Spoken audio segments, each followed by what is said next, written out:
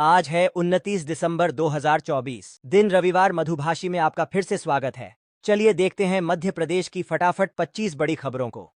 इससे पहले आप न्यूज को कहां से देख रहे हैं, यह हमें कमेंट में बताना ना भूले।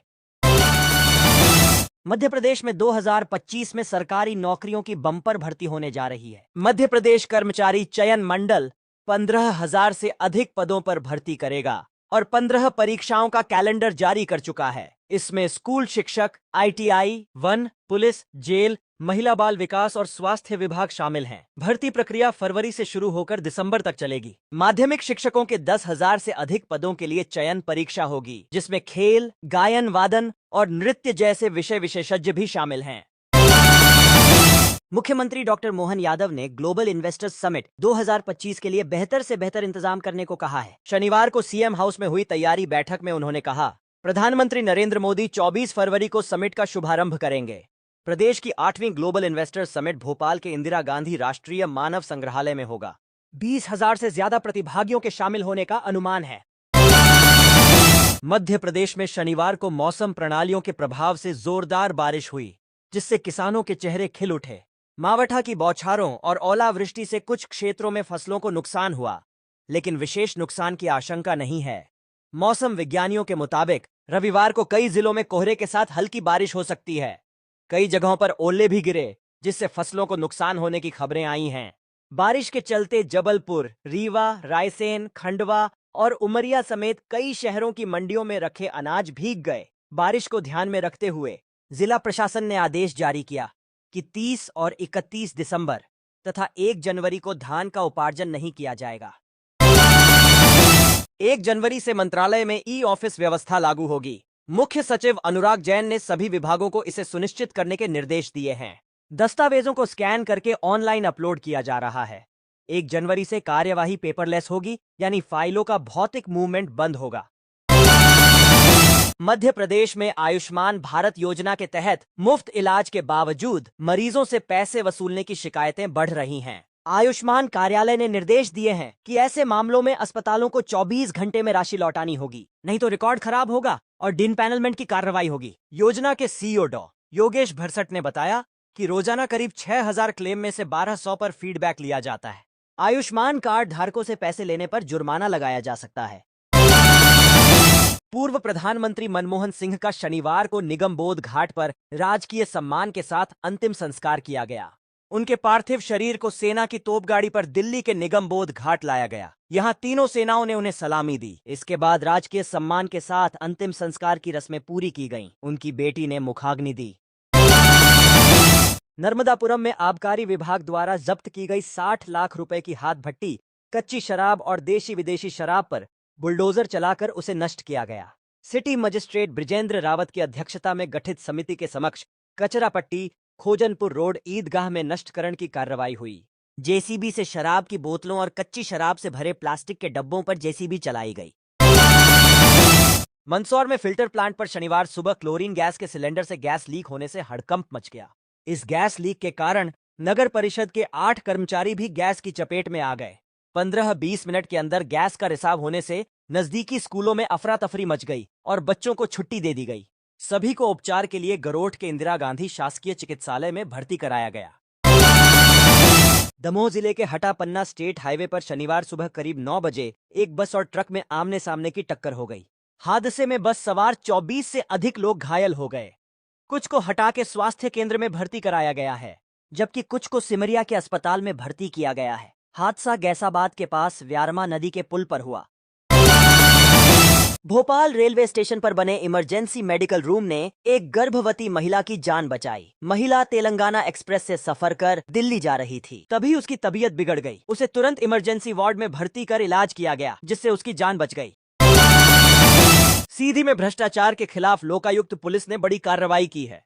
रामपुर नैकिन थाना क्षेत्र के खड्डी खुर्द गांव में प्रधान आरक्षक ब्रिजेश तिवारी को 15,000 रुपए की रिश्वत लेते हुए पकड़ा गया। रुपए FIR से नाम हटाने और जमानत देने के लिए मांगे गए थे। टीम ने कार्रवाई आधी रात को प्रधान आरक्षक के घर पहुंचकर की। बैंक ऑफ बड़ौदा ने स्पेशलिस्ट ऑफिसर पदों पर भर्ती के लिए नोटिफिकेशन जारी कर दिया है। 28 दिसंबर से आवेदन प्रक्रिया शुरू हो चुकी है। उम्मीदवार 17 जनवरी 2025 तक ऑनलाइन आवेदन कर सकते हैं। रिक्त पदों की संख्या कुल 1267 है। धार कस्तूरबा गांधी कन्या विद्यालय के आवासीय छात्रावास में शुक्रवार को सांस्कृतिक कार्यक्रम का आयोजन किया गया, जबकि पूर्व प्रधानमंत्री डॉक्टर मनमोहन सिंह के निधन के कारण देश भर में 7 दिनों का राष्ट्रीय शोक घोषित था। कलेक्टर के निर्देश पर छात्रावास अधीक्षक को नोटिस जारी किया गया है। जबलपुर में धान खरीदी तेजी से हो रही है, जिसमें लगभग 270 करोड़ रुपए खर्च हो चुके हैं। मौसम विभाग ने 30 दिसंबर तक बारिश का अलर्ट जारी किया था। इसके बाद जिला प्रशासन ने निर्देश दिए कि वेयरहाउस के बाहर रखी धान को तिरपाल और पॉलीथीन से ढक दिया जाए, लेकिन प्रशासनिक अधिकारियों ने इसे गंभीरता से नहीं लिया। परिणाम स्वरूप शनिवार को हुई बारिश में 50 से अधिक केंद्रों पर रखी धान भीग गई। मुख्यमंत्री मोहन यादव ने कहा कि कलेक्टर कमिश्नर कॉन्फ्रेंस में पेसा कानून के दावों के निराकरण की समीक्षा होगी। इसके लिए तेजी से काम किया जाए। उन्होंने पेसा अधिनियम के लिए जनजातीय कार्य विभाग में पेसा सेल बनाने पर सहमति जताई। सीएम यादव ने कहा कि मध्य प्रदेश तेंदुपत्ते का बड़ा उत्पादक है, लेकिन इसका व्यावसायिक उपयोग अन्य राज्यों में होता है। तेंदुपत्ता संग्राहकों को प्रोत्साहित करने और आदिवासियों को लाभ दिलाने के लिए रणनीति बनाई जाए। पश्चिम मध्य रेलवे ने प्रयागराज में होने वाले कुंभ मेला 2025 के दौरान यात्रियों की भीड़ को नियंत्रित करने के लिए विशेष ट्रेनें चलाने का निर्णय लिया है। 13 जनवरी से 26 फरवरी तक सीएसएमटी और नागपुर दानापुर के बीच 34 फेरे विशेष ट्रेन सेवाएं शुरू की जाएंगी। मध्य प्रदेश के गुना जिले की राघौगढ़ तहसील के पिपलिया गांव में शनिवार शाम 9 वर्षीय एक बच्चा खुले बोरवेल में गिर गया। उसे निकालने के लिए प्रशासन ने बचाव अभियान शुरू कर दिया है। बालक के 25 फीट की गहराई पर फंसे होने की संभावना है। 2 बुलडोजरों से बोरवेल के समानांतर गड्ढा खोदने का काम शुरू किया गया। भोपाल से एनडीआरएफ की टीम गुना बुलाई गई। मध्य प्रदेश में पहली बार एमएसपी पर हो रही सोयाबीन की सरकारी खरीदी में किसानों ने वैसा उत्साह नहीं दिखाया जैसा सरकार को अनुमान था। केंद्र सरकार ने मध्य प्रदेश के लिए एमएसपी पर सोयाबीन खरीदी के लिए 13 लाख मीट्रिक टन का कोटा तय किया था। 25 अक्टूबर से प्रदेश में सोयाबीन खरीदी की जा रही है, जो 31 दिसंबर तक चलेगी। इंदौर में 31 दिसंबर की रात शराब पार्टी करने के लिए लाइसेंस लेना अनिवार्य होगा। आबकारी विभाग ने स्पष्ट किया है कि बगैर लाइसेंस के शराब पार्टियां आयोजित नहीं हो सकेंगी। विभाग की टीमें 31 दिसंबर को होटल, रेस्टोरेंट, रिसोर्ट और फार्म हाउस की निगरानी करेंगी। मध्य प्रदेश बीजेपी के जिला अध्यक्ष पहली बार दिल्ली से तय किए जाएंगे।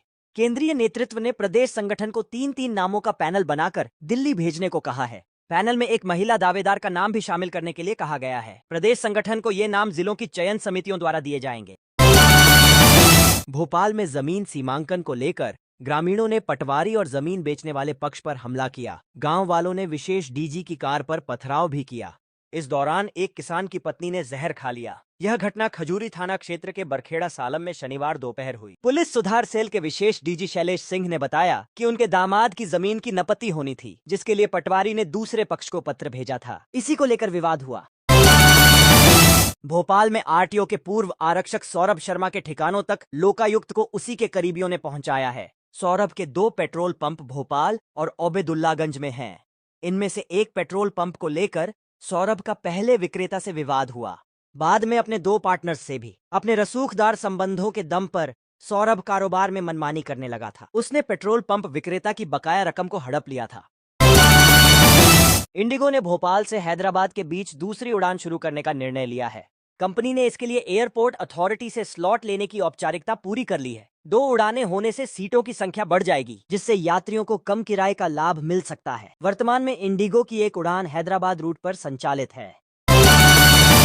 भव्य प्रयागराज महाकुंभ की शुरुआत 13 जनवरी से होने वाली है। त्रिवेणी संगम पर 40 करोड़ से अधिक श्रद्धालुओं की उम्मीद है। जोरों शोरों से तैयारी चल रही है। रेलवे ने श्रद्धालुओं की मदद के लिए एक नया और खास ऐप लॉन्च किया है। इस ऐप पर हेल्पलाइन नंबर समेत महाकुंभ से संबंधित सभी जरूरी जानकारी उपलब्ध होगी। उपयोगकर्ता एक क्लिक पर मेले से संबंधित हर जानकारी प्राप्त कर पाएंगे। इसे गूगल प्ले स्टोर से डाउनलोड किया जा सकता है। सेंट्रल बैंक ऑफ इंडिया में नौकरी पाने का सुनहरा मौका है। सेंट्रल बैंक ऑफ इंडिया ने स्पेशलिस्ट ऑफिसर के 60 से ज्यादा पदों पर भर्ती निकाली है। आवेदन की प्रक्रिया 27 दिसंबर से शुरू हो गई है।